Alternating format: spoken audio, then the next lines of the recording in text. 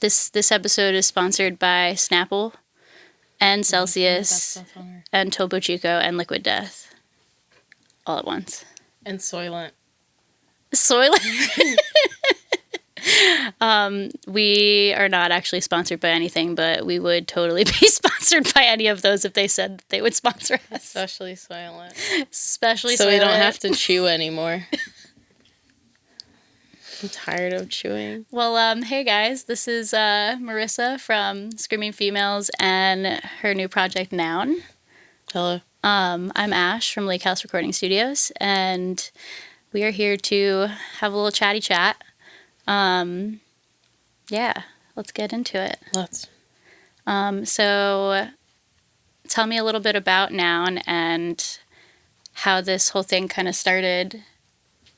Noun is just a pseudonym that I have assigned myself when I was 16, and I started writing songs by myself. I didn't have anybody to play with at the time, and I was really into, let's say, notably Cat Power, who is also just one human who writes songs, but has like a cool pseudonym. I like the malleability that the moniker gives me. That way I can incorporate different musicians into the project without having to really explain it in any way, shape, or form. So Noun doesn't have a ton of releases. I have a lot of home recordings and demos as Noun. And then I guess one album that was actually recorded in a studio with Eric Bennett of Lakehouse Studios, but it was way before Lakehouse existed, at a studio called The Hunt in New Jersey. And I was Eric's intern at the time. And then there's 2 albums that came out after that were essentially home recordings, but recorded more mindfully than maybe the demos that I've done. And I've toured solo as Noun here and there over the course of the past, 20 some odd years. Sometimes I've played kind of like area shows with different musicians, but now that my band Screaming Females has disbanded, I'm kind of starting back in on touring solo and with other musicians just under the umbrella name Noun. That's really cool. I love that you've been able to kind of research the whole thing and give it an opportunity to go out into the world again. Yeah, I'm ready to get back out in the world again. Do you have anyone specific that you've been working with on the project recently?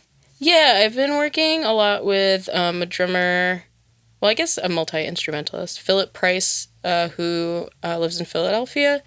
And Phillip, I met Phillip because we were playing with like an experimental Afrofuturist poet named Moor Mother, who Screaming Females actually went on tour with in like 2016, maybe 2017. So she had a band called More Jewelry, which is kind of like her rock band, and Phil and I were playing together in More Jewelry, and that's how I met Phil, and we just kind of became fast friends. And then he roadied for Screaming Females on a bunch of tours. He's an incredible drummer. He also played in a band called Kayo, which were kind of like an ethereal sort of proggy metal band.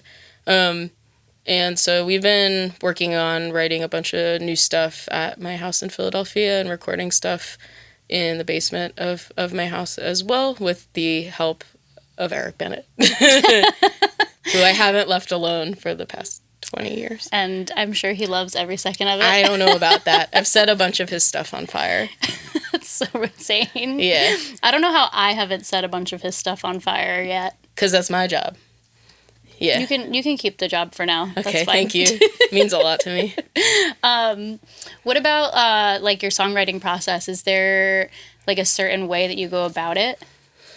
No, not really. I mean, like, I think the thing that I like about doing Noun the most is that it's just like such a open-ended kind of project, and it's lacking in kind of like any semblance of rigidity. No one has like an assigned set of things that they're supposed to do. Like, I never tell Phil that he absolutely must play the drums and can't play anything else. You know what I mean? And the same thing goes for me. Obviously, everybody kind of has like their strong suits and how they perform best or feel the most comfortable. So, but usually it's like when I'm collaborating with people, I just kind of will shoot shoot an idea out into the world just so there's a jumping off point, but I never present an idea to somebody that I'm absolutely married to, because it's a drag when someone gives you something that you can't actively like work on with them. Sure, yeah. So I usually just kind of like shoot something out into the world, and then it'll like evolve from there. But typically it's like a riff or like a melodic line or something like that. Yeah, cool. I think the process of songwriting is always the most interesting for me, and I usually ask everyone that I tend to have these conversations with, just because there really is such a different process for everybody. Yeah, it's fun to like look back on stuff after when a song is complete and see like where it started from, and especially since I've been recording a lot more lately, I actually have like artifacts of like how songs started and then how they wound up kind of ending their journey, and it's like fun to listen to the both points and all the stuff in between, but it's also really nerdy. It's the things that we really tie ourselves and to. I want to seem cool. I don't want to seem like a nerd. I'm really cool,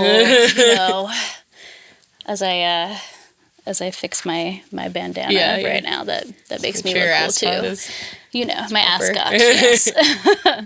And so when it comes to your music and the music that you've made in the past, who has been kind of like a big inspiration for you? I know you just mentioned Cat Power before, but is there anyone else that really like shaped why you became such an amazing guitar player and why you really got into songwriting?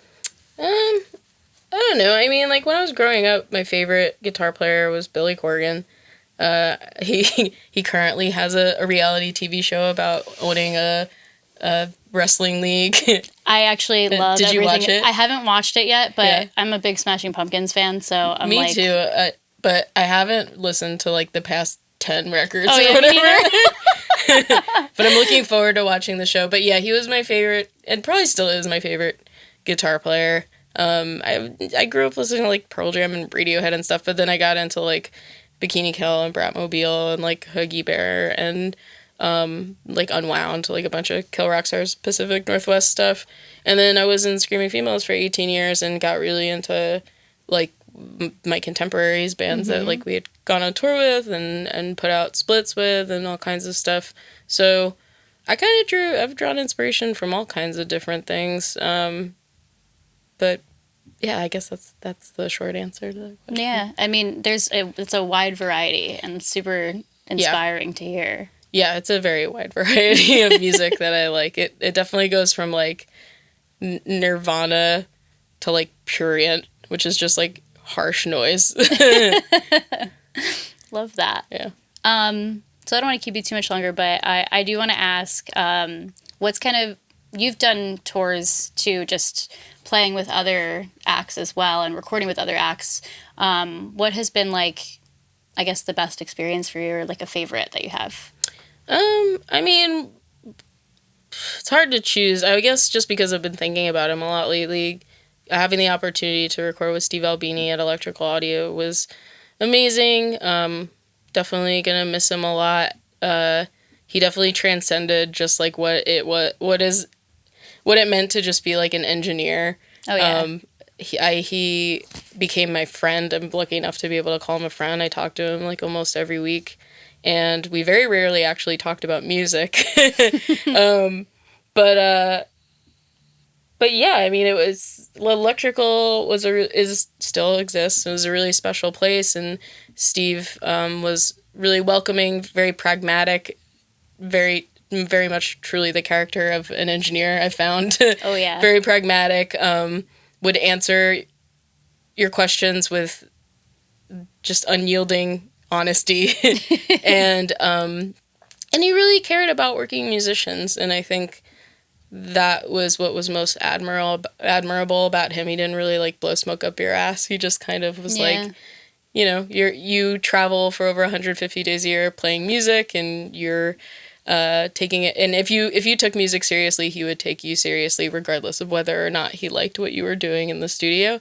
And one of the things he said to me that really resonated with me, and still to this day, is that he said he wasn't afraid of working, which is why he always kept reasonable rates. at like, what's a state-of-the-art studio. And I kind of like hold that close to my heart too when I think about being a working musician. It's just like, as long as I am capable of doing it, then you want to do it. Yeah, then I'm going to do it for a reasonable price. Absolutely. I think that's really important. And rest in peace, Steve Albini. He definitely shaped music in a very amazing way for a lot of us, and was very inspiring. And one of my favorite things to do, and especially in this last few weeks, since the tragedy happened, is going back and just watching some interviews of him and really like hearing the values that he has and how strong he was with them, and how he linked that back to why his work was so important and why he did things like make rates really affordable. So yeah. And he was really good at being interviewed. He was. Oh my God. There's like that one video of him with Anthony Bourdain that I'm like, you're the best at answering questions. He's so good at answering questions. You have like the best person asking questions to you, and then you're answering them so beautifully. Definitely a talent that I will never be amazing at, but here we are interviewing. Yeah, so we're trying our best. Yeah, we're doing our best. Yeah. All right, cool. Well, thank you so much for spending this time with me and for playing an amazing set today. Pal. It's been a pleasure. And for anyone that is watching, please make sure that you check out Marissa's project Noun. You can follow on all of the social media platforms, and make sure that you look out for any new music that comes through.